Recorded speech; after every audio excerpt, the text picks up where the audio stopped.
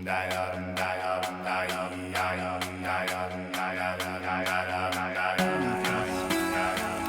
Little Black Bee is currently about, and maybe where Little Black Bee is heading in the future. Little Black Bee is about heritage.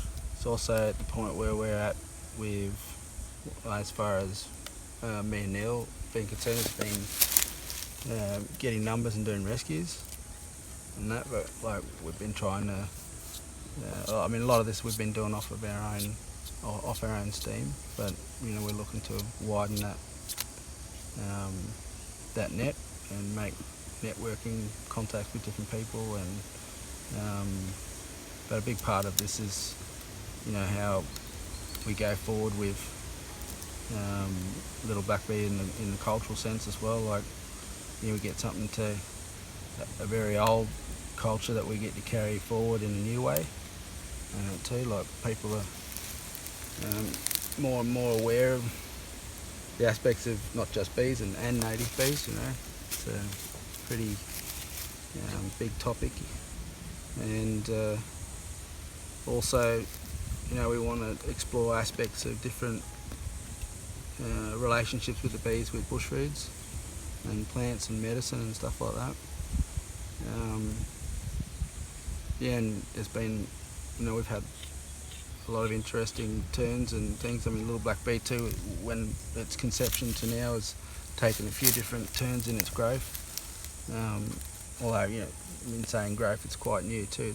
We're not super old, and it's been a fun learning experience too for both of us. And you know, meeting people and that like yourself, and you know, being involved with the other beekeepers and listening to what they've got to say. Ultimately too, we'd like to be able to make connection with community as well, as far as, you know, mob and that are concerned, and you know, trying to get something positive out of this that we can give back as well, and find a way of going forward where we can actually do what we love and make a living out of it too. It'd be nice. I mean, that's a ways down the track, but they're goals, and I think they're achievable. And plus, there's a lot to learn from native bees in themselves. There's still a lot that we don't know, and that's exciting as well, because we get to carry it forward into the future, and essentially an old knowledge that gets to get taken forward in a new way as well. So there's a lot of discoveries to be made, and yeah, we're super keen and excited.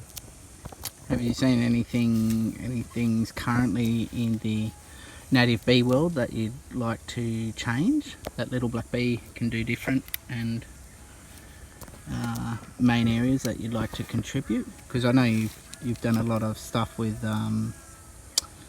bush foods, and Neal, you've done a lot of cultural stuff. I think our focus is mostly about, when it comes to the bees, is what's best for them at this point. With what's gone on this continent, we want to be part of a positive outcome with what's happening, and not reacting with a knee-jerk, but to have a look and see what the bees themselves are doing with everything that's happening around them. Okay. I mean, Neal's used that same, you know, ethos around, you know, what's best for the bees when it's come to the design of the boxes, and that's one of the reasons why we focused on hardwoods. Yeah. One of the reasons that we looked at aspects of the resin and stuff, and you know, we're always having conversations around things that we've seen and noticed, and talking to other people as well, and that's opened up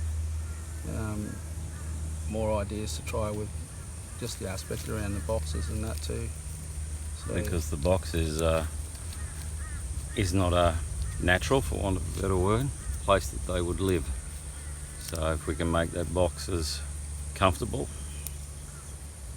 and something that will see them prosper inside of, is something that is really important to myself and to us and to the little black bee. Yeah, I think one of the things like going forward and that too, like, I mean, this is like more like gold stuff down the track and that, but you know, love to see mob reclaim the aspects of native bees and that around. You know, like the bush feeds industry is something that's really growing, and it's taking off. And I'd like to see a space that little black bee could bring something to offer there. Yeah, be it in